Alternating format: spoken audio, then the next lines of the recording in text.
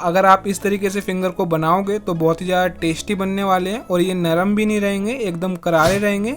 नमस्कार दोस्तों, तो आज मैं आपको आलू फिंगर बनाने का एकदम परफेक्ट और एकदम आसान तरीका बताऊंगा। तो चलिए मिलके बनाते हैं। तो यहाँ पे मैंने आपका 700 ग्राम पहाड़ी आलू लिए हैं। यहाँ पे आप चिप्स सोना भी ले सकते हो, लेकिन जो आपको आलू लेने हैं वो आपको लंबे लेने हैं। अब आलू को हम अच्छे से पील कर लेंगे।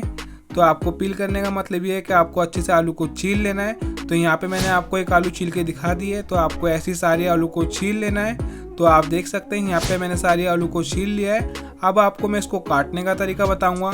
जब आप इसको काटें तो यहाँ पे आपको ज़्यादा वेस्टेज नहीं निकलेगी। तो सबसे पहले आपको ऊपर और नीचे का हिस्से को कट कर लेना है। अब यहाँ पे आप देख सकते हैं अब आपकी आलू एकदम स्टेबल हो गई है, मतलब ये हिल नहीं रही है। तो आपको इस तरीके से इसकी स्लाइस को काट लेना है। तो यहाँ पे बहुत ही आसान तरीका है फिंगर काटने का।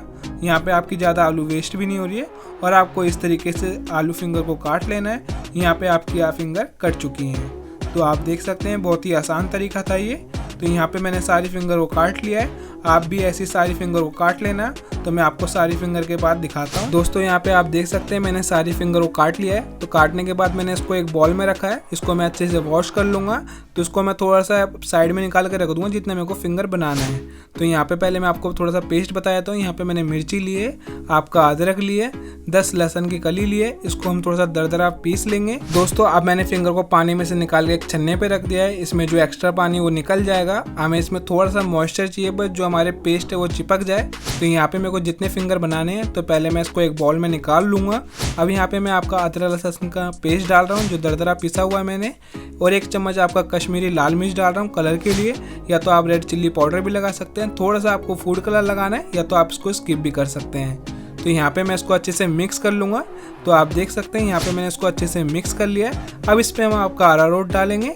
अरारोट आपको कम से कम 2 से 3 चम्मच डालना है। तो यहाँ पे मैं आपको दिखा देता हूँ। मैंने इसमें अरारोट डाल लिया और आपका यहाँ पे मैंने स्वाद अनुसार नमक लगा लिया है। तो यहाँ पे आप चेक कर सकते हैं मैंने आखिरी में नमक लगाया है, तो आपको भी आखिरी में नमक लगाना है। दोस्तों जैसे ही आप इसमें मसाले डाल दो, जैसे नमक डाल दो, तो आपको दूसरी तरफ तेल को अच्छे से गर्म कर लेना है, क्योंकि जो आलू होती है बहुत ही ज़्यादा पानी छोड़ने लग जाती है। फिर आप इसमें अरारोट लगाए जाओगे और ये आपका चिपचिपा होता जाएगा। तो आपको इसलिए नमक भी आखिरी में लगाना है। और आपको देख सकते हैं मैं इसकी अच्छे से कोटिंग कर ली है, ये एकदम ड्राई है अभी। तो यहाँ पर मैंने आपका तेल भी अच्छे से गर्म कर लिया है। तो आप देख सकते हैं बहुत ही आराम से मैंने इसको डाल दिया है। तो आपको ऐसे ही सारे फिंगर को डाल देना है। दोस्तों आपको फिंगर डालते समय ध्यान रखना है कि आपके हाथों पे तेल के छींटे ना आए। तो यहाँ पे मैंने सारे फिंगर को डाल दिया है और आपको 1 मिनट बाद इसको चला लेना है और आपको इसको थोड़ा सा करछुल पे थोड़ा सा हिला लेना है, जिससे ये चिपके हो तो आपका ये छूट जाए।